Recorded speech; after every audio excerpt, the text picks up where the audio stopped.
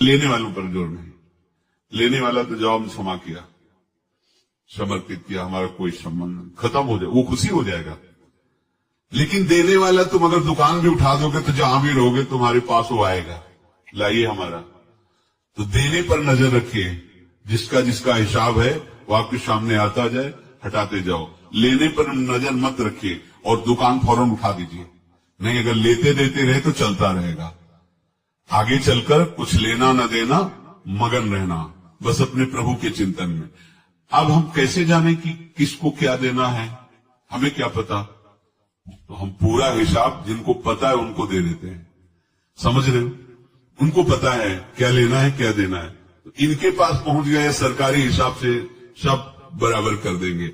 हमको अपनी जिम्मेवारी इनकी चरणों में समर्पित कर देना है, तभी हम जीवन मुक्त होंगे। ये रहस्य की बात है। प्रभु कह रहे हैं, यस्य सर्वे समारंभाः काम संकल्प वर्जिताः ज्ञानाग्निदग्ध कर्माणम् तमाहु पंडितम बुधाः। जिसके संपूर्ण कर्मों के आरंभ संकल्प और कामना से रहित है, तथा जिसके संपूर्ण कर्म ज्ञान रूपी अग्नि से जल गए हैं, उसको ज्ञानी जन भी पंडित कहते हैं, बुद्धिमान कहते हैं। पूज्य श्री भाई जी महाराज कह रहे हैं, जैसे वहां ज्ञानाग्नि से दग्ध कह रहे हैं, तो अपने वृंदावन वासियों का प्रेमाग्नि से सब कर्म संस्कार दग्ध होते हैं। जिस समय आपके हृदय में भगवत प्रेम का प्रादुर्भाव होगा तो लेश मात्र कभी तुम्हें दुख नहीं भोगना पड़ेगा।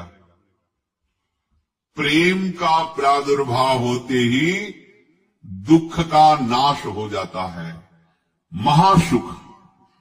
जब प्रेम का प्रादुर्भाव होगा तो समस्त पाप भस्म हो जाते हैं, अशांति नष्ट हो जाती है, संसार ज्वाला स्पर्श भी नहीं कर सकती है।